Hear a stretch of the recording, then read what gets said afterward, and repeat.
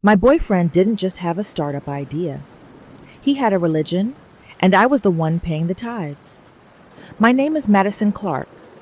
I'm 32, I live in Austin, Texas, and for 3 years I dated a man who used the word founder the way other guys use soulmate, as a spell, as an excuse, as a way to get everything without actually giving anything back.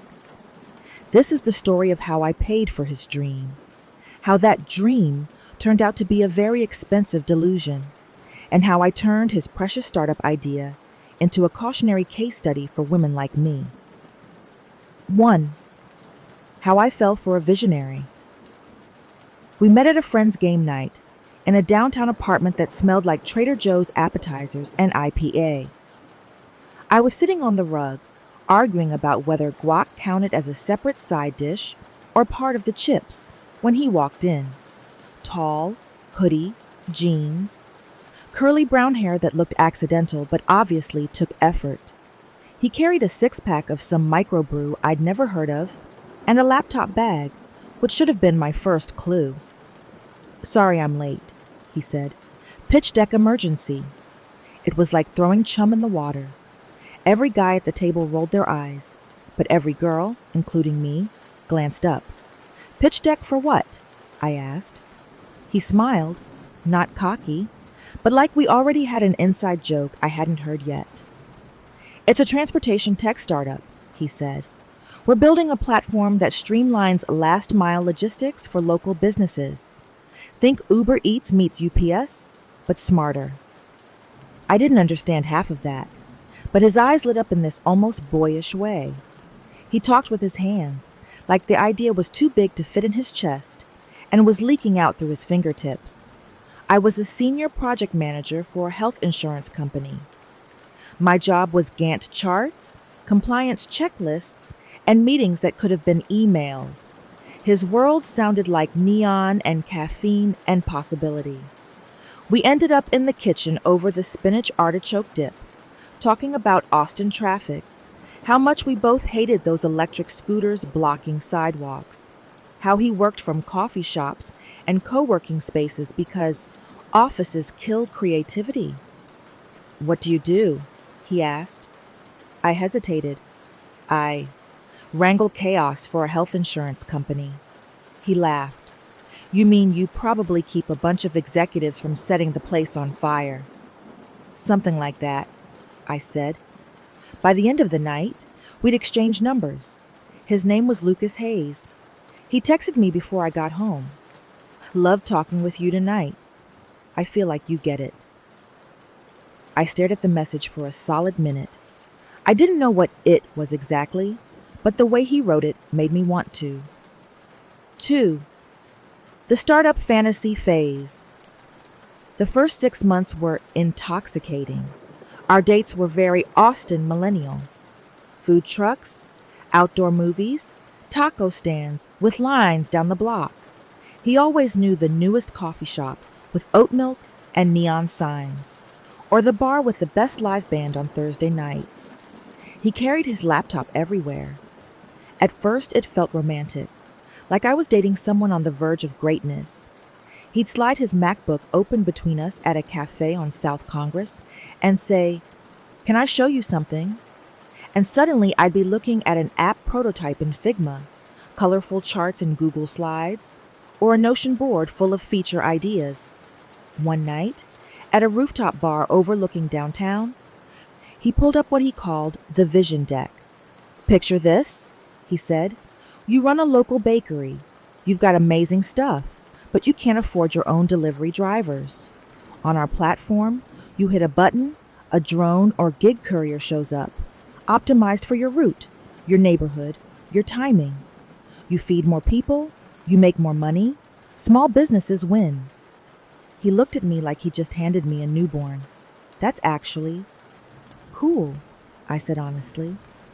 "What's it called?" "GridGo," he said proudly. Working title. I bought the domain for 9 years. That's how serious I am. He told me he'd left a soul-sucking corporate job 2 years earlier to build GridGo.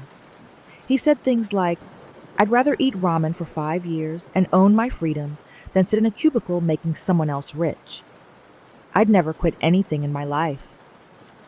I'd gone from high school to college to my job in a straight, careful line. I had a 401k, a Roth IRA, and a credit score that made loan officers smile. Part of me envied his willingness to jump without a safety net. And he wasn't just talking. At least, that's how it seemed then. He showed me photos of whiteboards full of diagrams from a co-working space. He forwarded emails with subject lines like potential partnership and interested, let's chat. He had a Slack channel with a designer in Denver and a developer in Poland. He had a bulleted list of angel investors he wanted to target. What about money? I asked once, over breakfast tacos in our favorite spot. He shrugged. I did freelance for a while. UX consulting, odds and ends. I've got some runway, and I'm pitching an incubator in a couple months. Once we get in, there'll be stipends, maybe seed money. He said it so calmly that I filed my concern under not my business yet. He was attentive too. He remembered my coffee order. He sent me memes that referenced things I'd said weeks earlier. When my mom had minor surgery in Houston, he drove down with me, sat in the hospital waiting room, and stocked the vending machines with snacks for future panicked relatives. When he looked at me, it felt like he saw both who I was and who I could be. You're so smart, he said one night, curled up next to me on my couch, Netflix asking if we were still watching. You could run your own thing.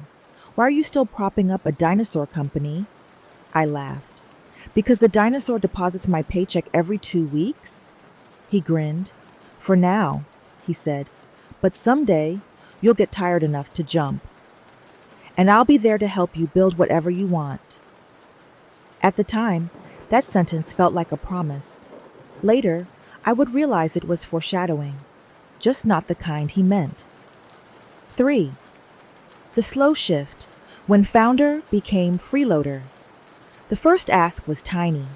We'd been dating about 8 months when he confessed, over a melted container of Ben & Jerry's on my couch, that his car needed repairs. They're saying it's the transmission, he said, rubbing the back of his neck. It's like $2,000, minimum, and I need the car to get to meetings, deliveries, everything. I'll cover it. It's just going to screw my runway a bit. I felt that familiar tug, the one that had been trained in me since childhood, growing up with a single mom who put every problem in the we'll figure it out bucket. I'd watched her threaten the electricity company with switching providers just to get 3 more days to pay the bill. I could loan you some, I heard myself say, if you need it.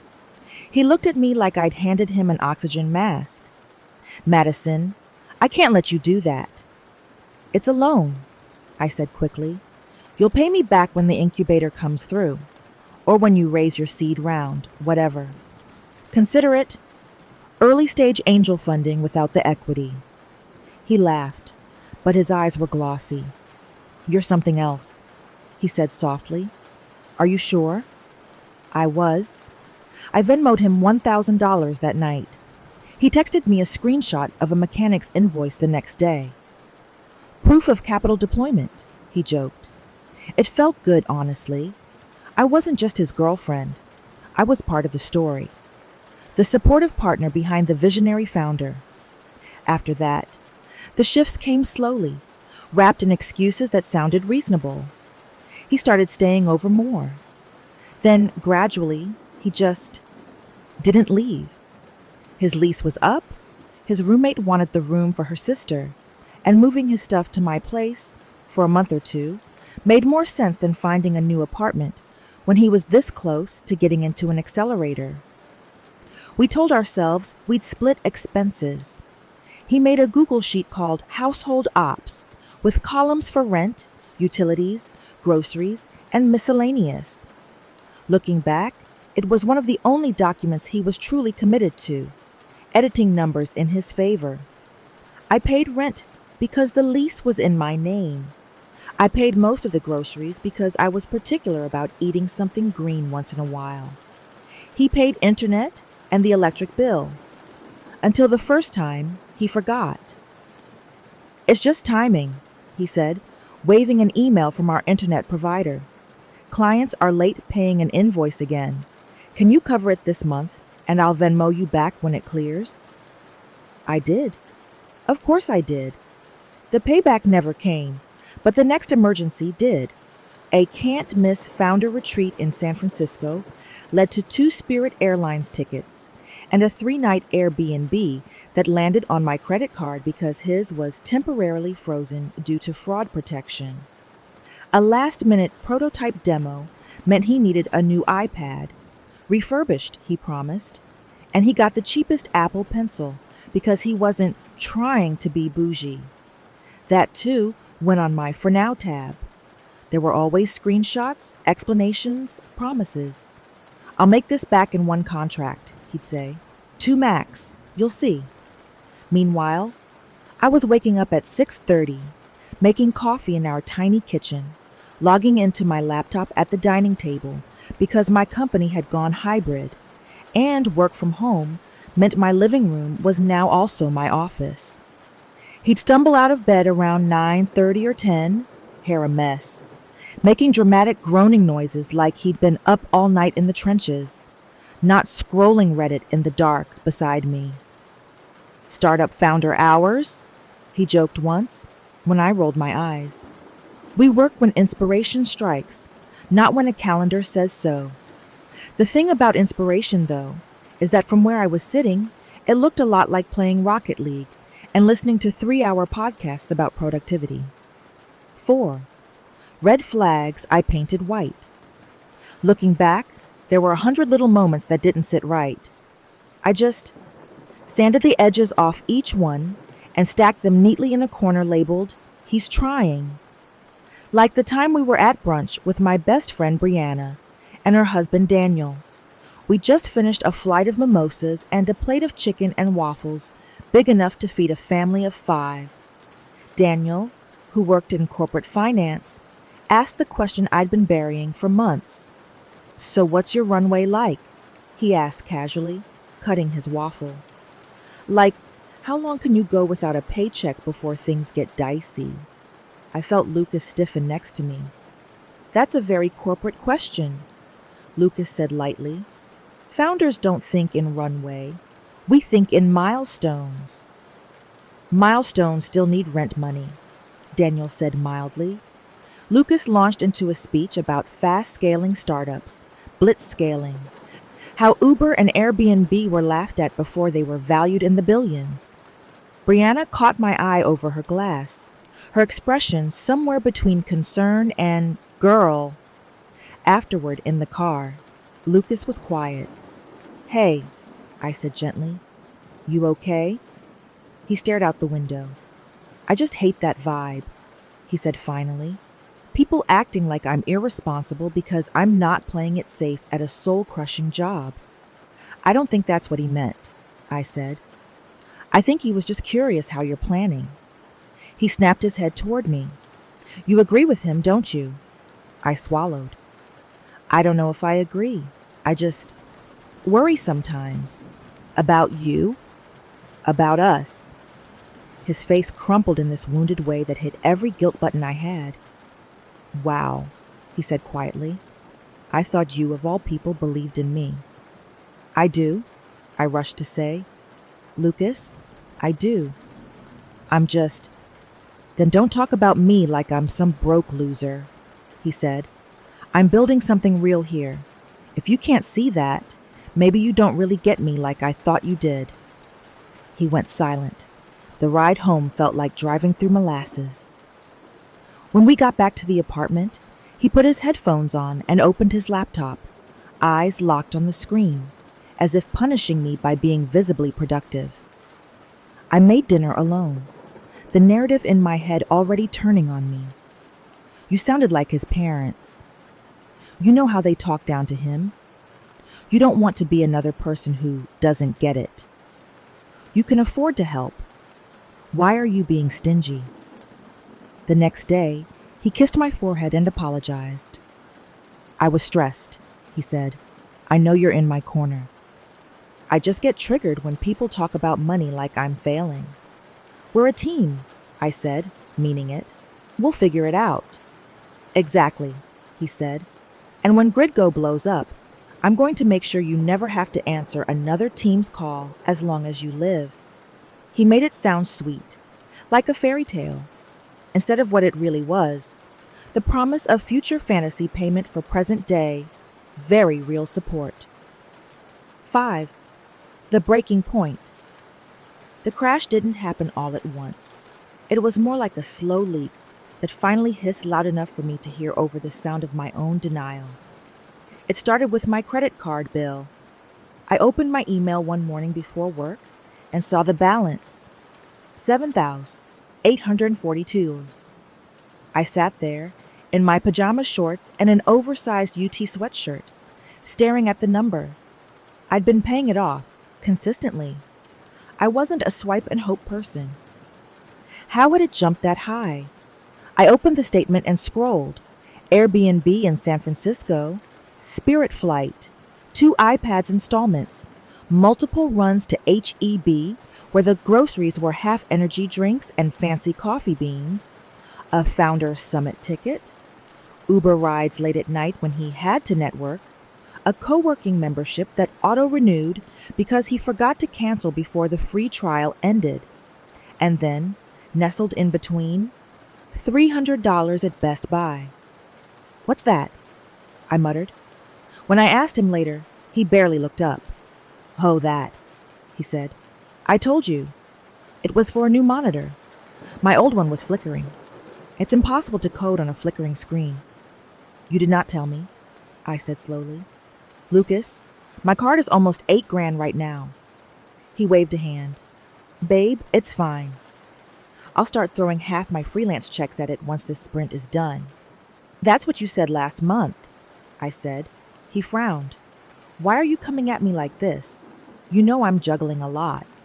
Because I am too, I said, louder than I meant to. I'm juggling a job, and this apartment, and groceries, and your runway. And I'm tired. The word hung in the air. Tired. Not of him, I told myself, just of the situation. But he heard it differently.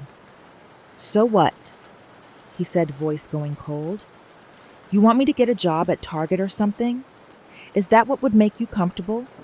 Throw away everything I've built so far so your credit score feels safer? My chest burned. I never said throw away, I said. I'm saying partner. Meet me in the middle, even a part-time job. Just something to cover your own stuff. He shook his head, incredulous. That's not how this works. You don't go half in on a startup.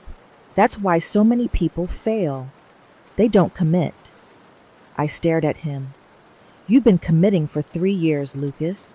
Where is anything? Where's the MVP? Where's the paying client? He looked like I'd slapped him.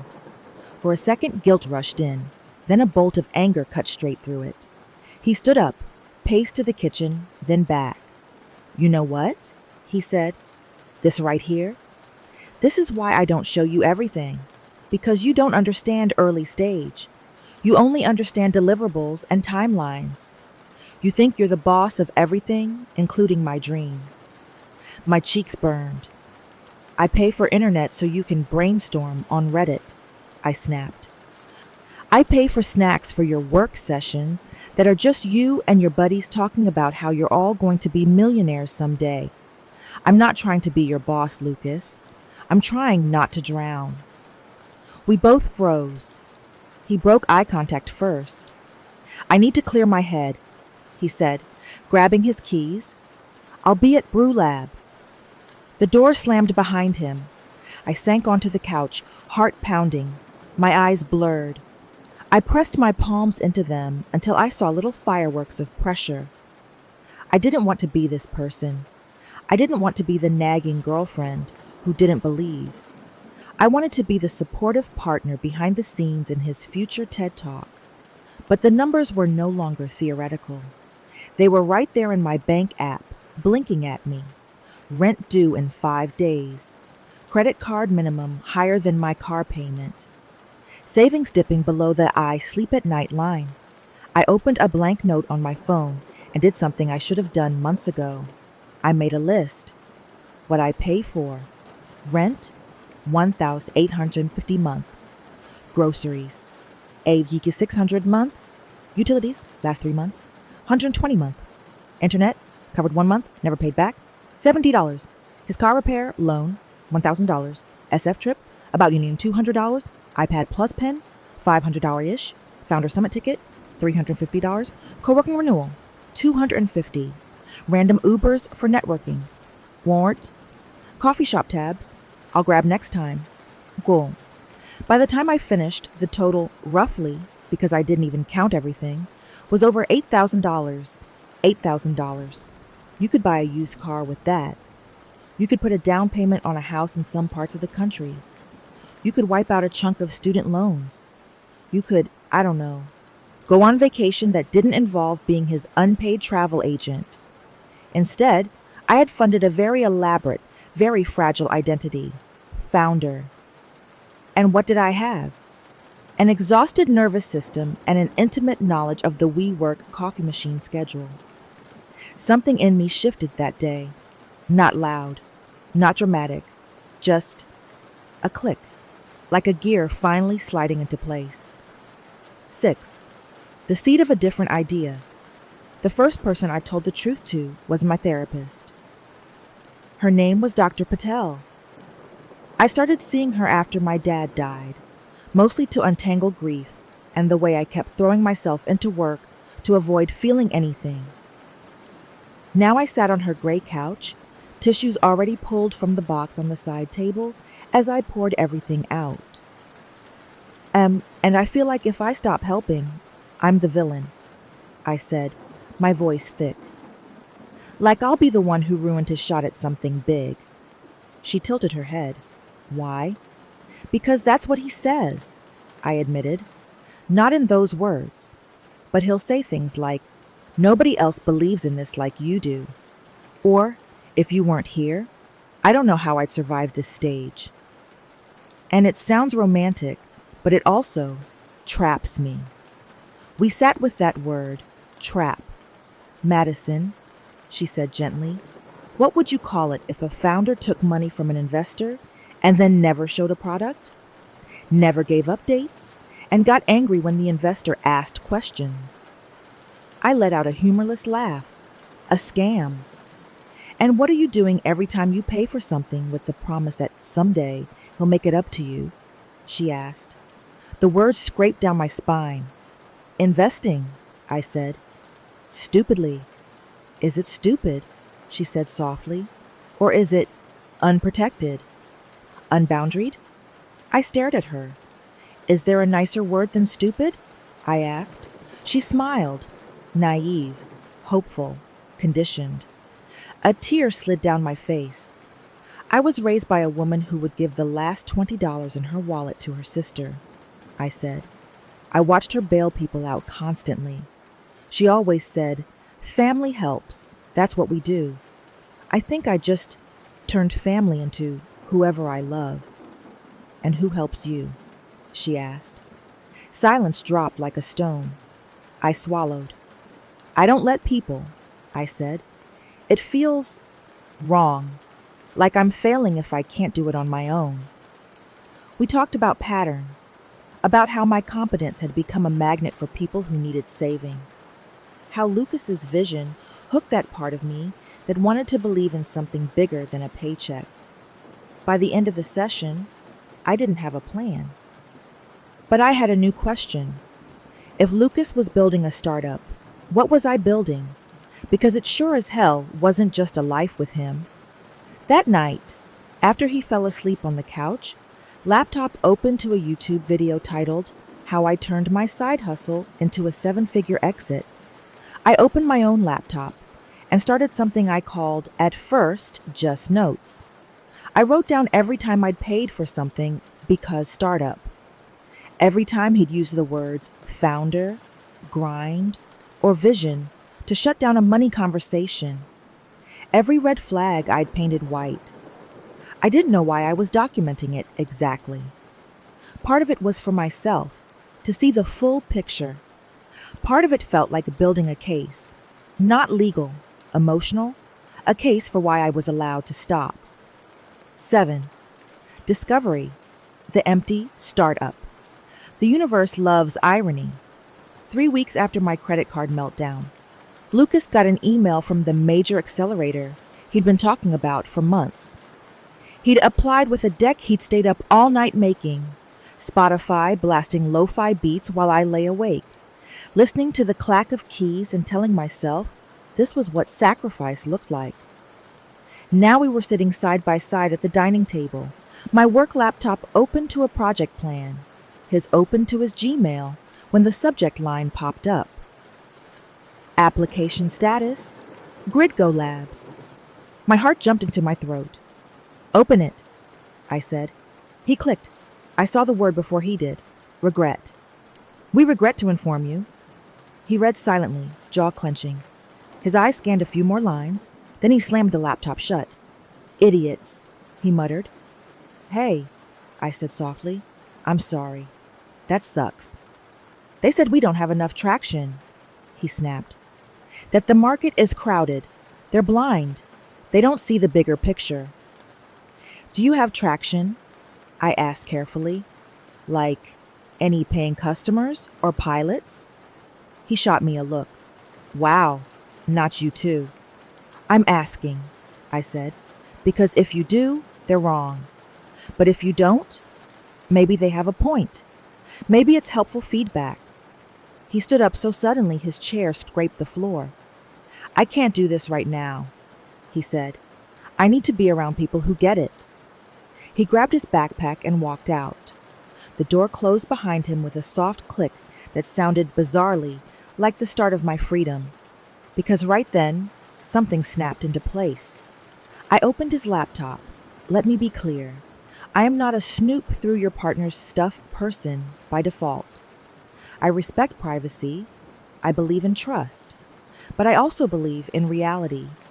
And reality, at that point, was that I was thousands of dollars deep in someone else's dream, and I had no idea whether that dream existed anywhere outside their head. His laptop had no password. He'd always said he hated friction. I opened his GridGo folder first, then his Drive, then his Slack. What I found wasn't outright fraud. Fraud would have required a level of organized effort that simply wasn't there. What I found was dust. Figma prototypes last updated 9 months ago. A Trello board titled Sprint Roadmap with 3 cards in to do and nothing in doing or done. Slack channels with a designer and developer who hadn't posted in months. The last message from the developer was, "Hey man, I need to pause on this until there's some actual scope and payment discussed. Hit me up when you're ready to move forward." Date, 8 months prior. There were no signed contracts, no invoices sent, no NDAs, no customer lists, no email sequences, no analytics. Nothing that looked like product market anything. He had dozens of documents though. Brand Vision 2.0, Pitch Script V5, potential investors, stretch list, podcast ideas, founders to follow on Twitter. It was like walking into a construction site where someone had beautifully sketched the dream house on a whiteboard, bought expensive tools, hosted a bunch of planning meetings, and never actually poured a foundation. My chest hurt. I opened his email and searched client, invoice, GridGo, payment. Nothing. I searched freelance too, just to confirm he'd been doing at least that consistently. There were a few exchanges with small businesses from a year and a half ago. Some ended with him promising proposals he never sent. Others ended with them following up twice, then going silent. Most recent freelance payment, 10 months ago, for $600. In that moment, something inside me broke and healed at the same time. Because I realized 2 things at once.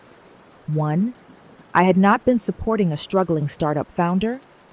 2, I had been subsidizing a man's identity. His identity as a founder, as someone on the verge, let him feel important without producing anything measurable. And my money made that identity possible. Without me, the whole illusion would have collapsed long ago. My hands shook as I closed his laptop. I wasn't stupid. I wasn't crazy. I was a woman who'd been sold a story, and I'd paid full price. 8. The plan. Turning pain into a case study. Here's the thing about being a project manager for a living. Once I decide something is a project, it's already halfway done. That night, while Lucas was out processing failure with the guys, at a bar on East Sitchell, I opened my own laptop and created a new folder. I named it Project Exit. Inside, I made 3 documents. 1. Financial exposure, Lucas 2. Behavior patterns, Lucas as founder. 3. Draft, women and the startup boyfriend. Trap the first doc was simple, if gut-wrenching. I combed through my banking app, Venmo history, credit card statements, and the household ops Google sheet he'd abandoned. I logged every expense that was clearly for him or his startup. Car repair, equipment, iPad, monitor, trips, labeled as networking or founder retreat, subscription services he insisted he needed, portions of rent and utilities he'd promised to cover but never consistently did. By the time I was done, the number was over $1,100 across 3 years. In New York or San Francisco, maybe that's just life. In Austin, for someone making a decent salary but also trying to save, it was a gut punch. The second doc was more psychological. I wrote down every phrase he used when cornered about money. You sound like my parents right now. You're making me feel like a failure. Nobody believes in me like you do. If I get a job now, I might as well give up. Successful founders went through worse than this. Read any biography. I noted how my body felt each time. Tight chest, racing heart, shame. The third doc was different. It started as a journal entry and morphed into something else. I free wrote for an hour about how women are taught, explicitly and implicitly, to be supportive, to believe in potential, to see themselves as the emotional and sometimes financial scaffolding around a man's greatness. I remembered college friends who'd paid boyfriends rent until he gets that recording deal, co-workers who'd quietly covered most household expenses because their husbands were between things, Reddit posts from women asking if they were terrible for not wanting to fund yet another business idea after 3 failed attempts. We tell women to believe in him, but we don't teach them how to measure whether there's anything solid under the vision. We frame skepticism as disloyalty, boundaries as cruelty. Around 1 a.m., I wrote a sentence that made my fingers pause over the keys. What if I turned this whole nightmare into a startup case study, not to destroy him, but to warn women like me? Not a hit piece with names and addresses and screenshots designed to ruin his life. A pattern breakdown, a red flag map, here's how the trap is built so you can see it before you step into it. When the idea hit, it felt electric. Like all the hours I'd sunk into his make-believe startup were finally being repurposed into something that might actually help people. When he came home, drunk and sulking, I closed my laptop and pretended to be asleep. He crawled into bed, smelling like whiskey, muttered something about, "They're all idiots anyway," and passed out. I stared at the ceiling. For the first time in months, the question in my head wasn't, how do I save him?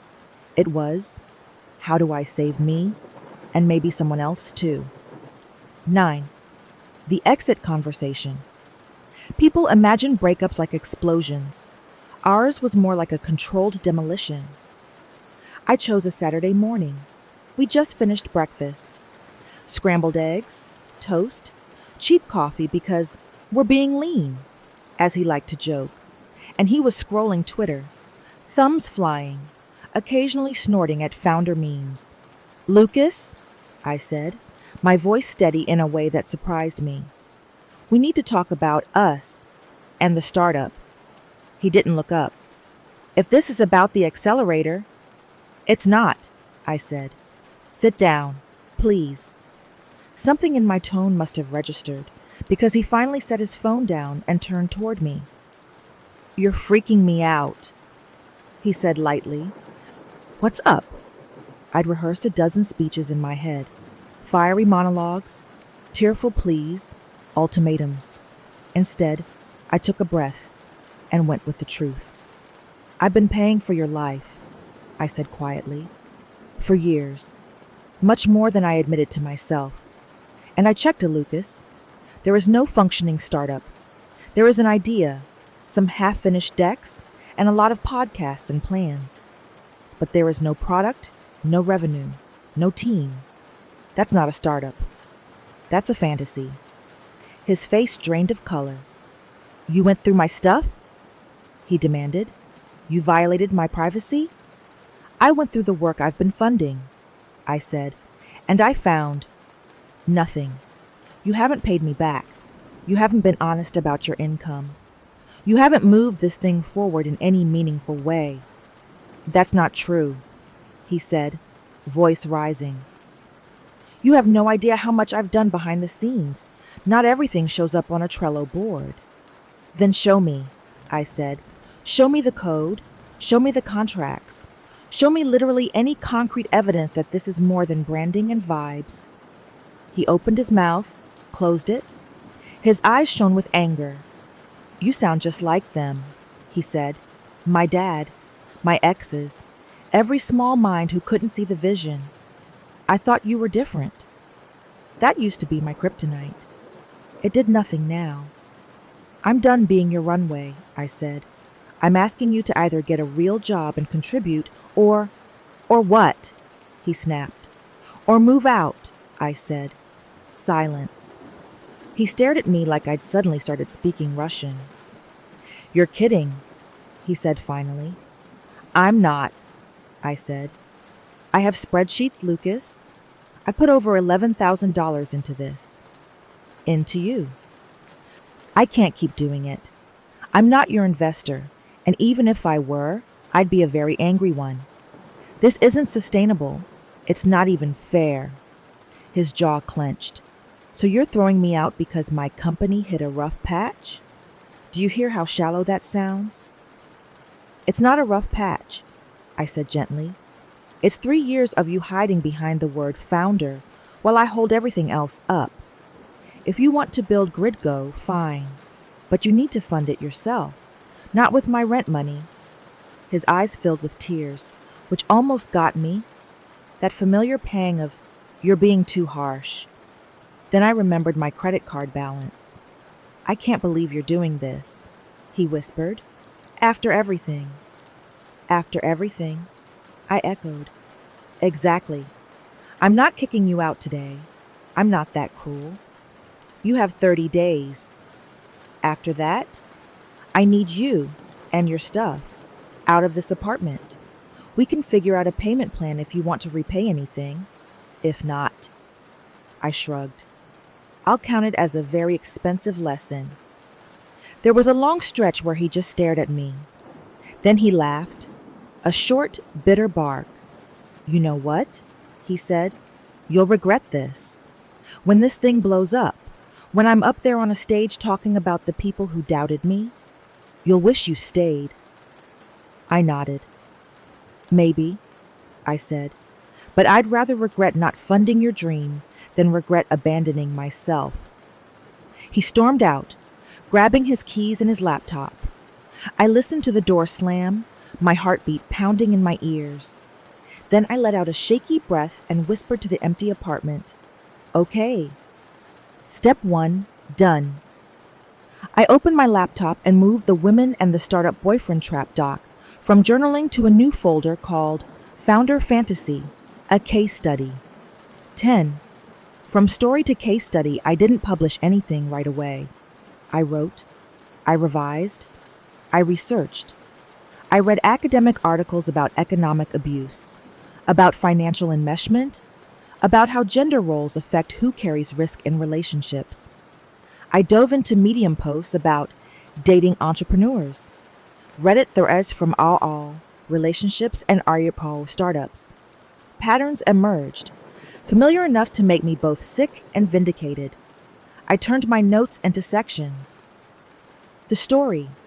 I told my experience in narrative form, from meet cute to explosion, changing names and details so nothing traced back directly to Lucas. In my draft, he became Eli, and Austin became a mid-sized tech hub in the South. The pattern. I broke down specific behaviors, love bombing with big future promises, money conversations that turned into guilt trips, the founder martyr narrative where any criticism meant you didn't believe. The red flags. I listed concrete questions women could ask themselves. Has he shown consistent follow through on anything, not just his startup? Oh, is there a budget, actual income, or just vibes and faith? Oh, does he get defensive or manipulative when you ask about money? Oh, are you covering recurring expenses just for now, for months or years? The cost. Not just financial. Emotional burnout. Career stagnation because your energy is going into being someone else's infrastructure. The way your own dreams get put on later because his are always urgent. The reframe. How we can support ambition without becoming unpaid venture capital. What boundaries look like in a healthy relationship with a realistic entrepreneur. The tone wasn't, men are trash, never date a founder. It was, here's how to tell if you're in a partnership or being turned into a silent investor with no equity, no contract, and a lot of risk. I work in project management, not marketing, but I know how to present information clearly. I made charts, pie graphs of who paid for what in my relationship, anonymized of course, timelines of promises versus actual milestones. I included scripts for conversations women might need. I believe in your idea, but I can't fund it. If you want to pursue this full time, it needs to be with your own money, investors, or a plan that doesn't rely on my paycheck. I'm willing to support you emotionally, but I won't take on your rent, car payment, or subscriptions. Those are your responsibilities. I added a section called Founder or Freeloader, a quick self-check. It wasn't elegant, but it was real. When I finally felt the piece was ready, I pitched it to a small feminist business blog I followed, one that often published anonymous essays. I sent it under a pen name with a subject line that felt like a dare. Essay submission. I was my boyfriend's Series A. I expected to wait weeks or hear nothing at all. They wrote back in 2 days. We'd love to run this, the editor said. It's powerful and painfully relatable. We can keep your identity completely anonymous. We'd also like to pull out your founder or freeloader checklist as a separate graphic, if you're comfortable. When the essay went live, I was at my desk on a Tuesday, halfway through a mind-numbing meeting about quarterly targets. My phone buzzed once, twice, then began lighting up like a Christmas tree. Brianna, is this you? She sent a link. I clicked. There it was, my story, under the title, When I'm Building a Startup Actually Means You're Funding My Life. They'd added a subtitle, How I Mistook Financial Exploitation for Ambition, and How You Can Spot the Difference. Seeing my words laid out in that font, on a real site with real readers, made my stomach flip. I scrolled.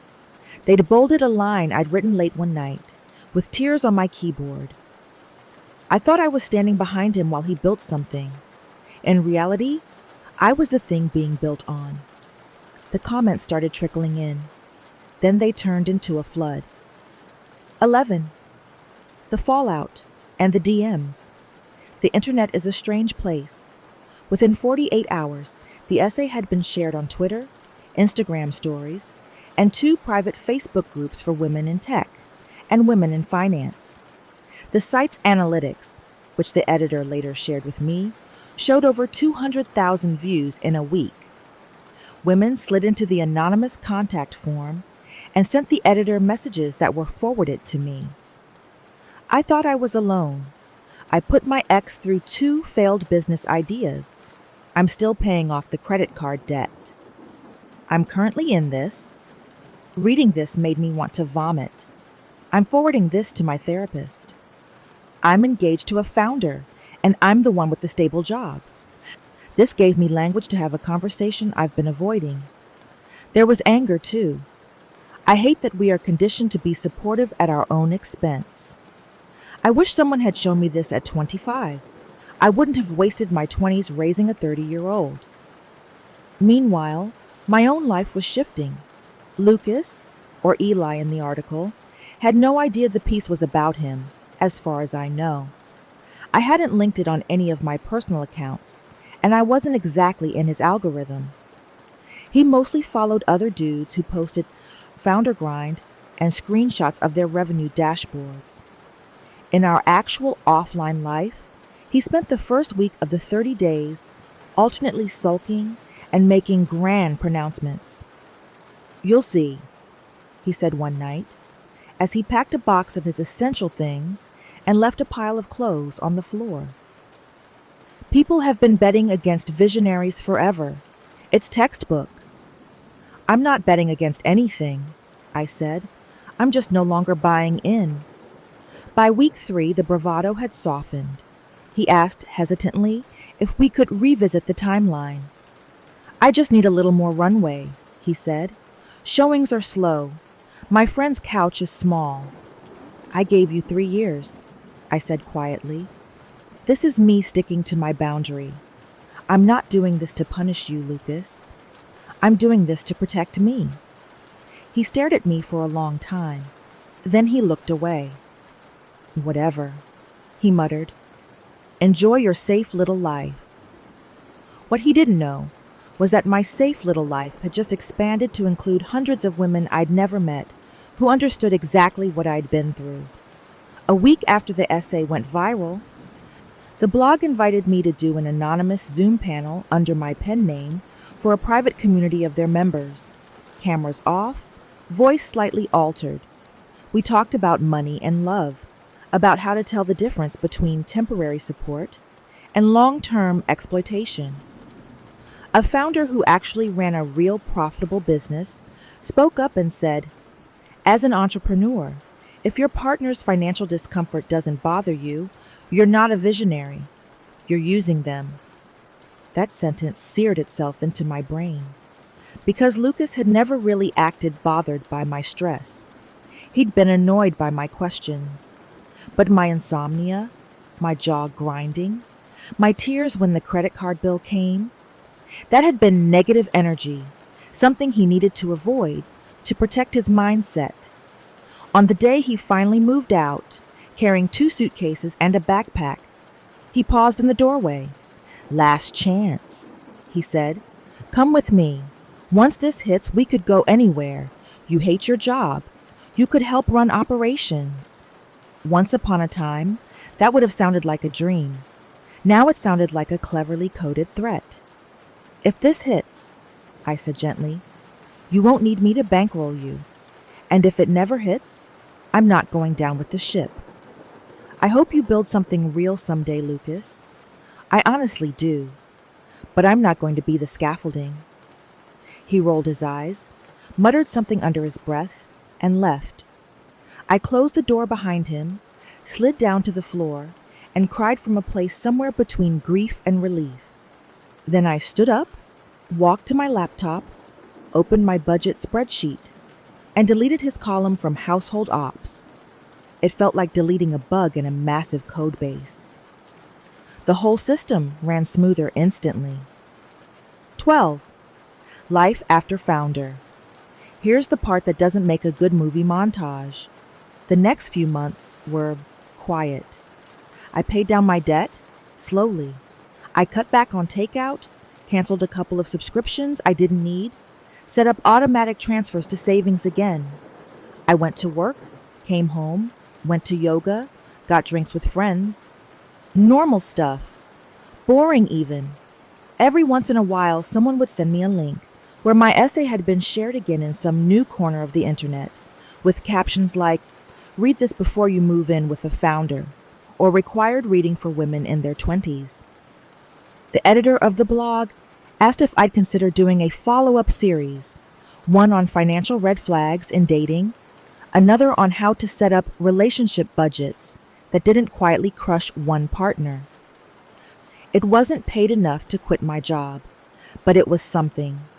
A little side income attached to my own name, my own work. I created a separate email for readers who wanted to reach out privately. I got letters like, "Thanks to your story, I told my boyfriend I will not co-sign on his business loan. He was furious. I realized that was my answer. I showed your essay to my therapist, and we are using it to unpack why I keep choosing men like this. I'm a guy, and I needed this too. I've been pretending to be a founder without actually doing the work. It made me take a hard look at myself." That last one startled me. I'd written the piece for women, but apparently some men were seeing themselves in the mirror too. One evening, about 6 months after Lucas moved out, I ran into him by accident at a coffee shop downtown. He looked smaller somehow, not physically, he'd always been lanky, but the swag was gone. His hoodie was frayed, his laptop was stickerless, as if he'd peeled off all the aspirational brand logos. He saw me before I could duck out. "Madison," he said. "Hey," I said, forcing a neutral smile. "How's it going?" He shrugged, eyes flicking to the side. "You know, just hustling." "Still working on GridGo?" I asked, genuinely curious. He hesitated. "Not exactly," he said. "I'm doing some contract work. DoorDash, Uber. Thinking about starting a YouTube channel for founders, though, like documenting the struggle." I nodded. "Well, hope you're okay." There was a long pause. "Were you the one who wrote that article?" he asked suddenly. My stomach dropped. "What article?" I said, even though I knew. "That thing everyone was sharing in my co-working space," he said. "When I'm building a startup actually means you're funding my life." Camille sent it to me and said, "Dude, this sounds like every girl you've ever dated." He laughed, but it sounded hollow. My pulse pounded. "I read it," he said. "Some of it felt harsh, but some of it—" He trailed off. I tried to keep my face casual, my voice light. "Sounds like a lot of people related," I said. "I saw it going around too." He studied me. "I used to think you didn't believe in me enough," he said softly. "Now I wonder if you believed in me more than I deserved." The sentence hit me somewhere deep. "I believed what you told me," I said, "and I believed what I wanted to see. The rest—" I shrugged. He nodded slowly. "For what it's worth," he said, eyes on the tabletop, "I'm sorry. Not just for the money, for making you feel like you were the problem when you were the only adult in the room." I swallowed. "Thank you," I said. "I appreciate that." We stood there in a small, awkward silence. Two people who had once shared a bed and a bank account, now reduced to strangers with shared history. "Anyway," he said, backing away, "I hope you're happy." "I am," I said, and realized with a start that it was true. Not ecstatic every day, not living some curated girl boss dream, just steady, clear. We nodded goodbye. I went back to my table, opened my laptop, and worked on a new essay outline, title, "How to Tell If You're a Partner or a Wallet." 13. What I tell women now. If you've made it this far, maybe you're wondering what the case study actually did for me. Did it make me rich? No. Did it ruin his life? Also no. He's still out there somewhere, probably with a new idea, a new Notion board, Maybe a new woman listening wide-eyed over a craft beer. What it did do was this. It took something that felt like a personal, shameful failure and reframed it as data, patterns, a system. And once something is a system, you can debug it. Here's what I tell women now when they email me, or when friends of friends corner me at parties after hearing I'm the startup boyfriend essay girl. You are allowed to support someone's dream. You are not required to fund it. You are allowed to believe in potential. You are not obligated to ignore reality. You are allowed to love a person. You do not have to sacrifice your financial safety on the altar of their ambition. Ask questions. Real ones. Can you show me what you've built so far? What's your income plan for the next 6 months? How much of our shared expenses are you able to cover consistently? If this doesn't work in a year, what's your backup plan? Watch not just how they answer, but how they react to the questions themselves. Does he get defensive, guilty, accusatory? Or does he say, "That's fair," and actually show you? Founders who are serious about building something real may be messy, but they'll also be obsessed with progress. They'll have something to point to, even if it's small. User interviews, prototypes, scrappy revenue, nights at a second job to make ends meet. People who are in love with the idea of being founders, but not with the work, will have vibes. They'll have stories. They'll have long speeches about how misunderstood they are. But they won't have much in the way of receipts. And if you've already found yourself in deep, emotionally, financially, know this. You are allowed to stop. You don't need permission. You don't need them to say, "Okay, you can leave now."